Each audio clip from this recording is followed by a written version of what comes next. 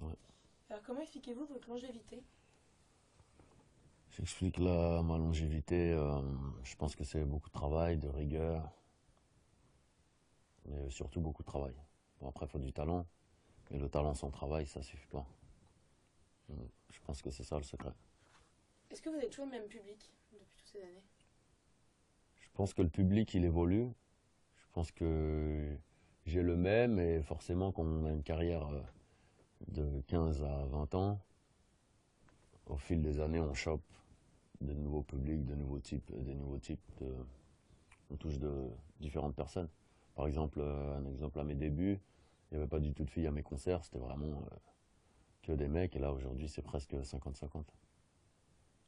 Ils ont quel âge ces jeunes, enfin ces personnes à vos concerts?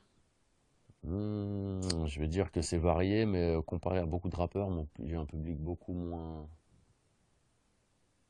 je ne veux pas dire beaucoup moins jeune, parce que j'ai les jeunes aussi, mais j'ai beaucoup de gens, bah, par exemple, de mon âge.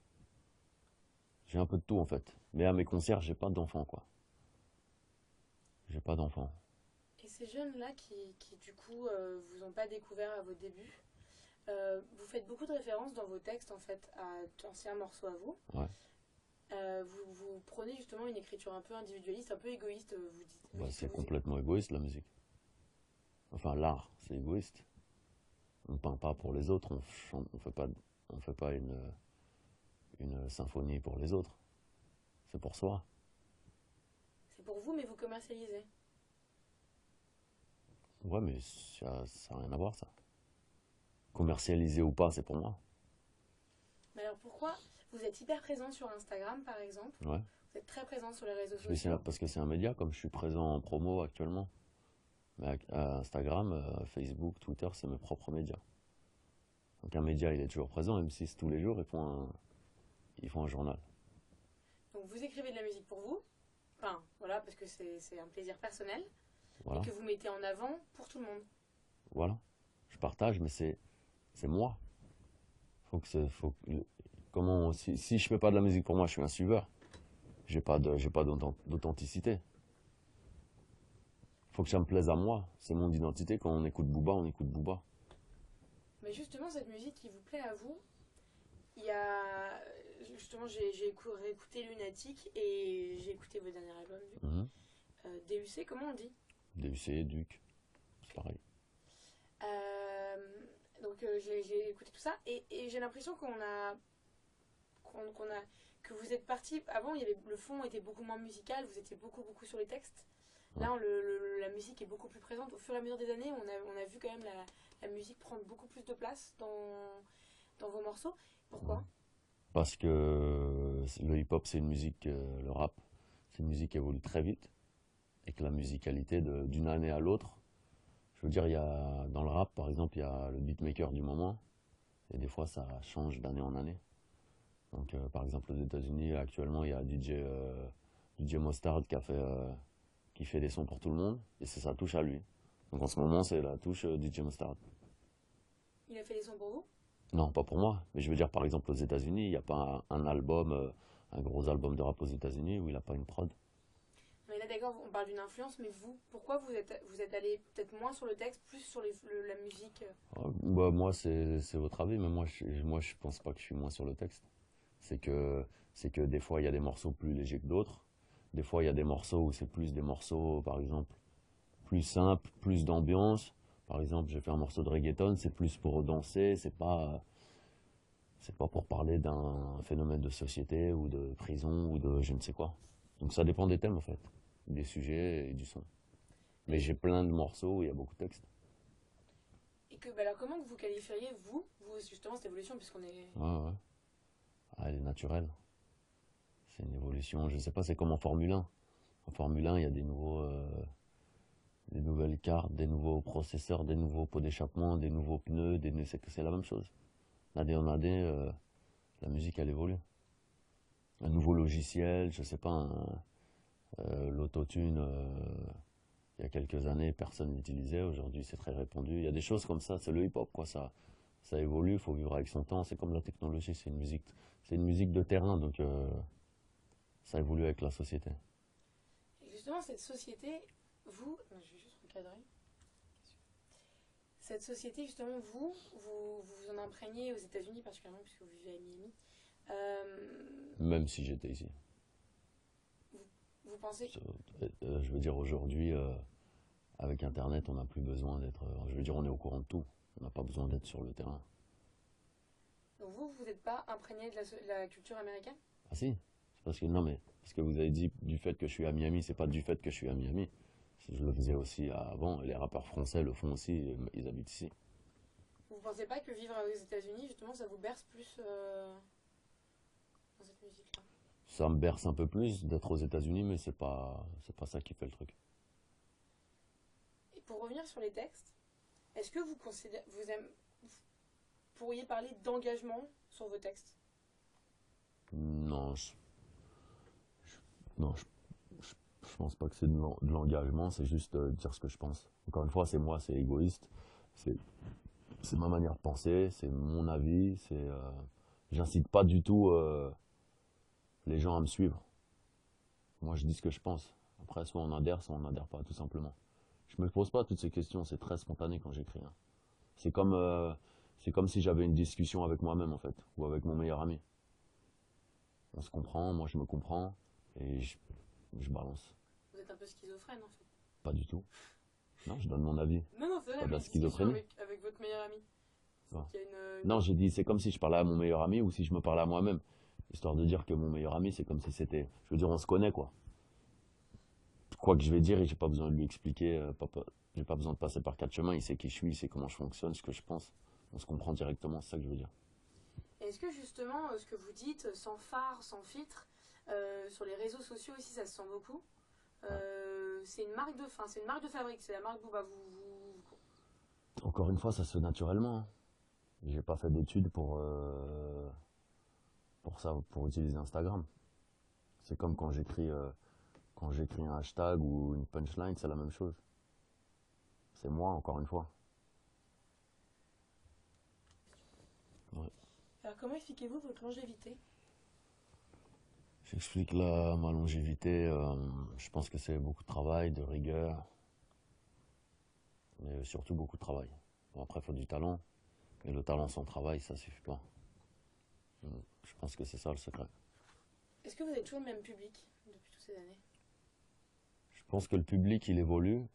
Je pense que j'ai le même, et forcément, quand on a une carrière de 15 à 20 ans, au fil des années, on chope de nouveaux publics, de nouveaux types, on touche de différentes personnes.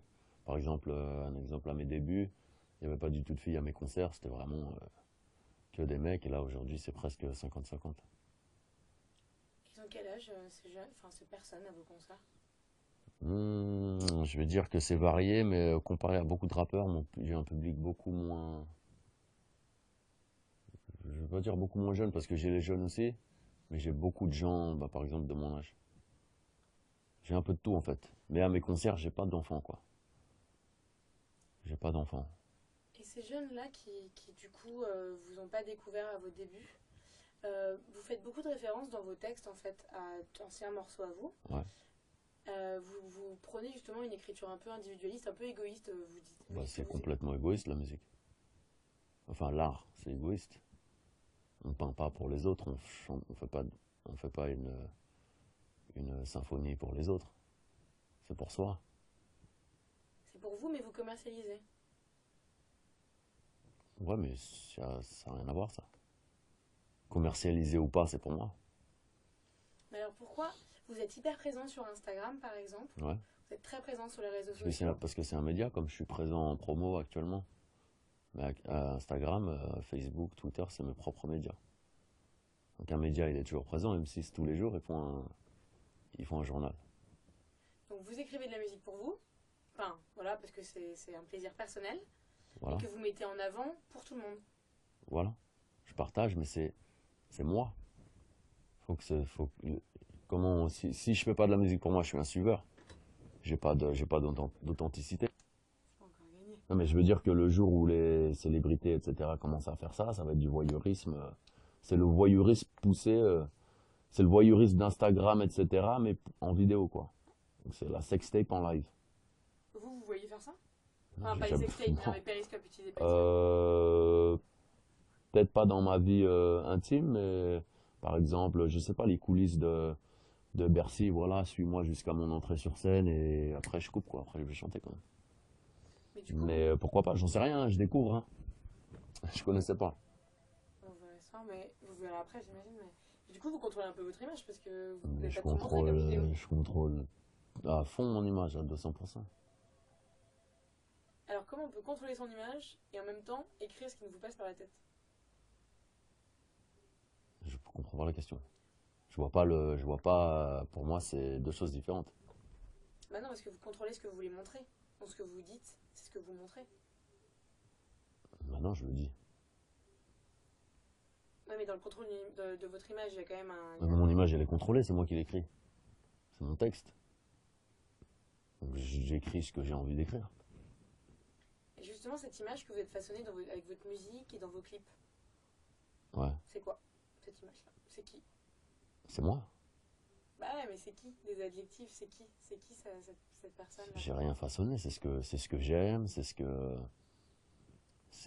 les vêtements que j'aime porter, c'est les endroits que j'aime bien, c'est des références à des films que j'aime bien.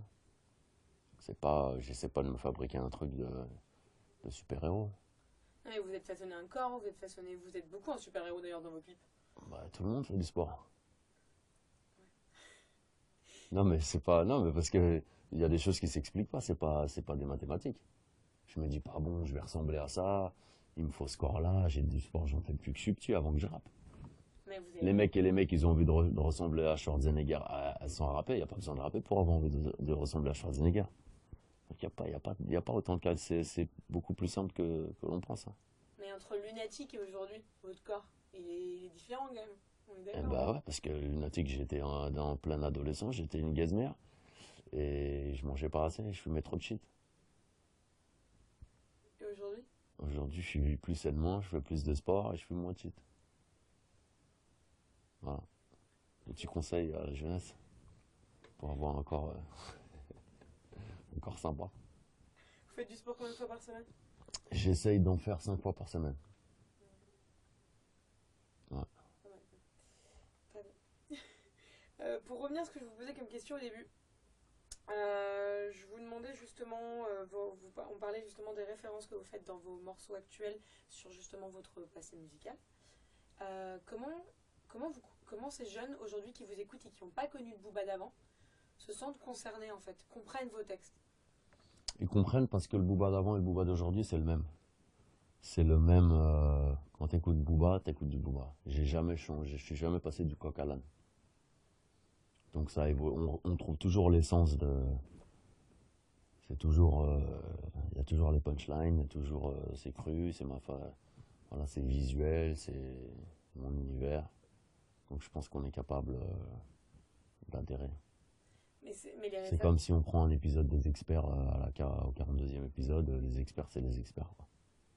C'est un bon exemple. Ouais.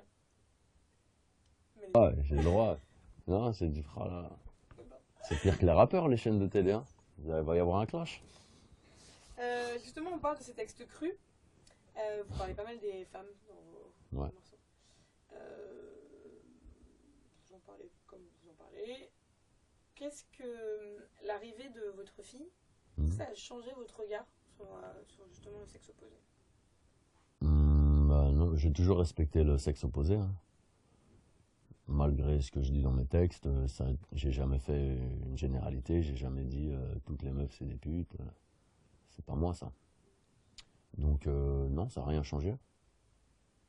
Ça n'a rien changé puisque c'est pas comme si j'avais maltraité des femmes toute ma vie et que je me dis ah ça y est j'ai une fille, ah, j'ai déconné, ça se fait pas. Non, j'ai jamais maltraité les femmes donc non. Je la traite avec respect, amour, comme un être humain quoi. Qu'est-ce Donc que... ça m'a pas vraiment.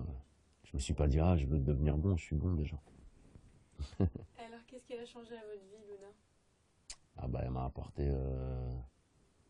Bah elle a tout changé, enfin elle m'a tout apporté. Je vis plus pour moi quoi, c'est elle quoi. Elle fait quoi là? Pour elle, je ferai tout quoi. Donc, moi je suis même plus important maintenant. Je veux dire, c'est comme si elle avait pris ma place sur Terre, quoi. Vous aimeriez pas lui dédicacer un morceau plus tard ou maintenant? Non, c'est pas. Je sais pas, on Je parlait de sais pas. Jay-Z. Jay-Z, vous l'avez fait ce genre de choses, mais Ouais, mais je trouve ça sans intérêt. Peut-être un jour, hein. Mais ce serait plus chanter que rapper. Mais peut-être pour délirer, mais c'est pas mon truc. alors j'ai une question. Est-ce que vous lui chantez des berceuses? Ouais, j'essaye avec ma grosse voix. Ça ressemble à quoi une berceuse de Booba? Je veux pas le faire sur M6 en tout cas. Ça casserait votre image? Hein? Ça casserait votre Non, image? non, j'ai rien à cacher. Je suis pas, j'ai pas d'image. Je cherche pas, je joue pas un rôle, hein. C'est comme un boxeur.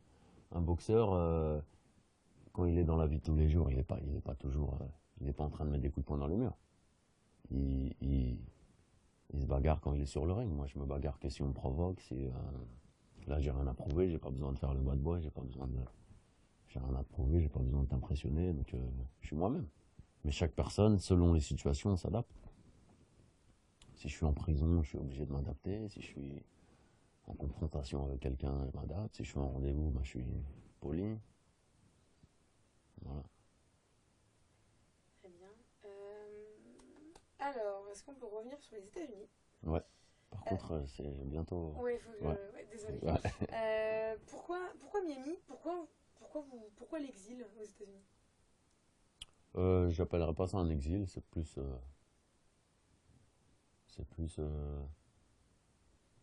Déjà, j'étais parti avant d'aller à Miami. J'étais en Angleterre. Après, j'étais à Los Angeles. C'est juste que j'aime voyager et que aujourd'hui, je peux me permettre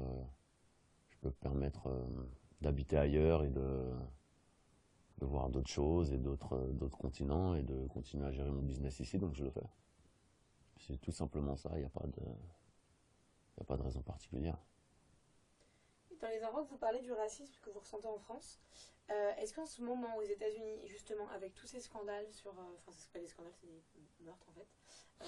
Pardon. Ah, le dernier, il est pas mal, Ah, ouais. le dernier est pas mal du tout. Est-ce que vous ressentez aussi maintenant aux États-Unis un racisme que vous sentiez en France avant?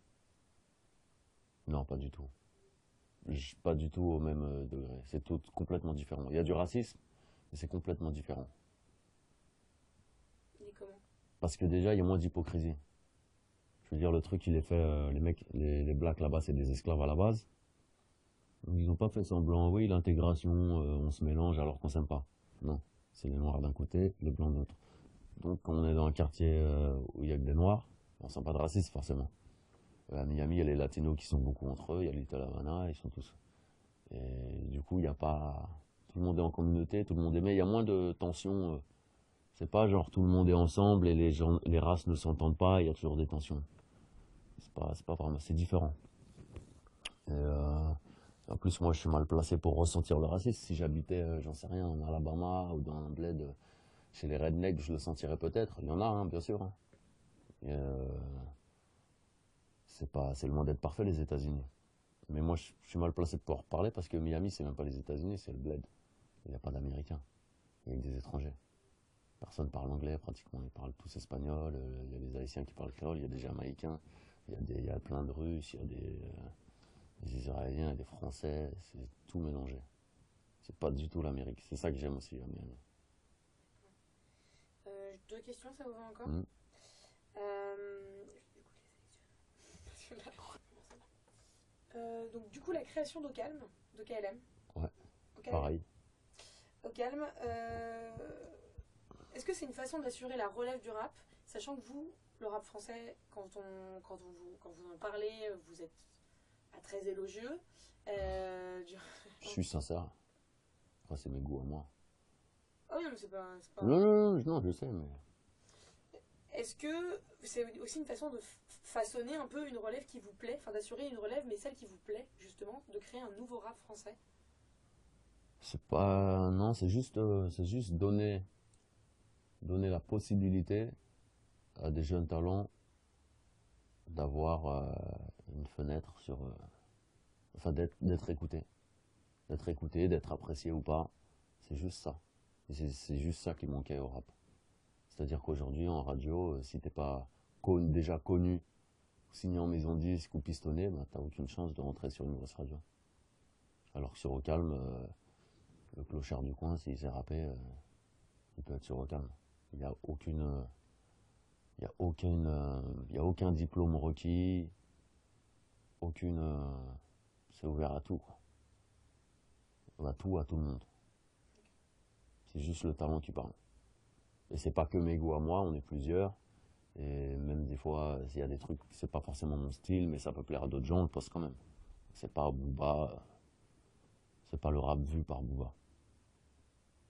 Mais il y a beaucoup de choses, c'est le rap que j'aime bien sûr, mais pas que ça. Qu'est-ce que vous diriez aux spectateurs de M6 pour leur donner envie d'écouter Duc? Bah, pour leur donner envie d'écouter, bah, je leur dirais d'écouter. D'aller écouter, voir si ça leur plaît.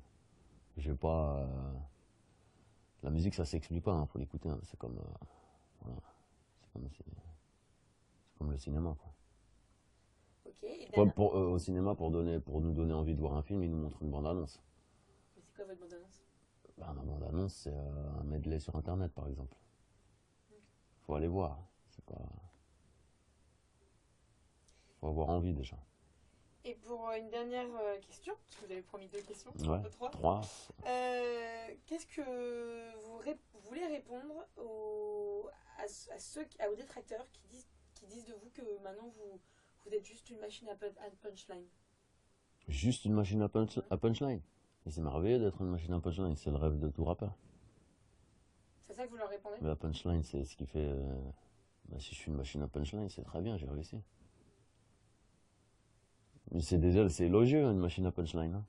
Ouais, je sais, hein. Mais Donc ça c'est pas un truc de détracteur. ça peut être C'est un compliment chez un rappeur. C'est-à-dire que j'ai des punchlines à gogo, que j'écris super bien et que je marque les gens et qu'ils ont toutes les punchlines dans la tête. C'était un mauvais exemple, je crois. C'est possible que je l'ai mal utilisé. Ouais. Vous voyez un peu décontenancé. Ouais. Parce que moi, je l'avais pas entendu comme ça, la machine à punchline. Je l'avais entendu comme voilà, une production avec vous, en même temps que vous me décrivez punch. Que vous, je l'ai éteint. Ouais, je voulais dire, merci. Et bah, je leur dirais d'écouter autre chose. Tout simplement. C'est pas compliqué, hein. Moi, c'est ce que je fais, hein. Quand j'aime pas quelqu'un, je l'écoute pas. Je zappe. Comme à la télé. Quand j'ai pas envie de voir un film, je vais pas le voir. Je veux dire, les gens, ils se cassent la tête, ils se prennent la tête à laisser des commentaires négatifs, etc. C'est des choses que je comprends pas, moi. Mais vous, dans cette Sauf quand on n'aime pas un restaurant, on va manger dans le restaurant d'à côté, on est d'accord. Voilà. Donc je leur dirais d'écouter autre chose. vous êtes un grand sage, en fait. Ouais. Maître Yoda. Par contre, quand il allume le sabre laser, c'est un grand spectacle. Mais comme si ça vous intéresse à la table de mixage. Bah ouais, mais je vais pas appuyer sur les boutons, ça va faire un peu. Ça va faire un peu falche, hein. Sinon, je me mets à la guitare. Mais je peux faire semblant de montrer des trucs, on m'entend pas. Ouais, c'est très bien. Ah non, ce serait pas mal. Ouais, parlons ensemble. Ouais.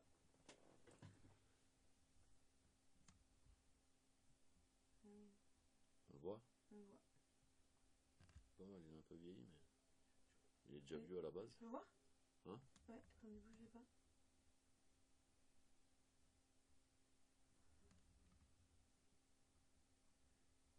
Ok. Cette société, justement, vous en imprégnez aux États-Unis, particulièrement puisque vous vivez à Miami. Même si j'étais ici. Vous pensez Je veux dire, aujourd'hui, avec Internet, on n'a plus besoin d'être. Je veux dire, on est au courant de tout. On n'a pas besoin d'être sur le terrain. Donc vous n'êtes pas imprégné de la culture américaine? Ah si, c'est parce que non mais ce que vous avez dit du fait que je suis à Miami, c'est pas du fait que je suis à Miami. Je le faisais aussi avant, et les rappeurs français le font aussi, et ils habitent ici. Vous pensez pas que vivre aux États-Unis, justement, ça vous berce plus dans cette musique-là? Ça me berce un peu plus d'être aux États-Unis, mais c'est pas ça qui fait le truc. Et pour revenir sur les textes, est-ce que vous pourriez parler d'engagement sur vos textes? Non, non, je pense pas que c'est de l'engagement, c'est juste dire ce que je pense. Encore une fois, c'est moi, c'est égoïste, c'est c'est ma manière de penser, c'est mon avis, j'incite pas du tout les gens à me suivre. Moi, je dis ce que je pense. Après, soit on adhère pas, tout simplement. Je me pose pas toutes ces questions, c'est très spontané quand j'écris, hein. C'est comme, euh, c'est comme si j'avais une discussion avec moi-même, en fait, ou avec mon meilleur ami. On se comprend, moi je me comprends, et je balance. Vous êtes un peu schizophrène en fait. Pas du tout. Non, je donne mon avis. Non, non, c'est C'est vrai, pas de mais la une discussion schizophrénie. avec votre meilleur ami. Ouais. C'est qu'il y a Non, j'ai dit, c'est comme si je parlais à mon meilleur ami ou si je me parlais à moi-même. Histoire de dire que mon meilleur ami, c'est comme si c'était. Je veux dire, on se connaît, quoi. Quoi que je vais dire, et j'ai pas besoin de lui expliquer, j'ai pas besoin de passer par quatre chemins. Il sait qui je suis, il sait comment je fonctionne, ce que je pense. On se comprend directement, c'est ça que je veux dire. Et est-ce que justement, ce que vous dites, sans phare, sans filtre, sur les réseaux sociaux aussi, ça se sent beaucoup. Ouais. C'est une marque de, enfin, c'est une marque de fabrique, c'est la marque Booba. Encore une fois, ça se fait naturellement, hein. J'ai pas fait d'études pour ça, pour utiliser Instagram. C'est comme quand j'écris un hashtag ou une punchline, c'est la même chose. C'est moi, encore une fois.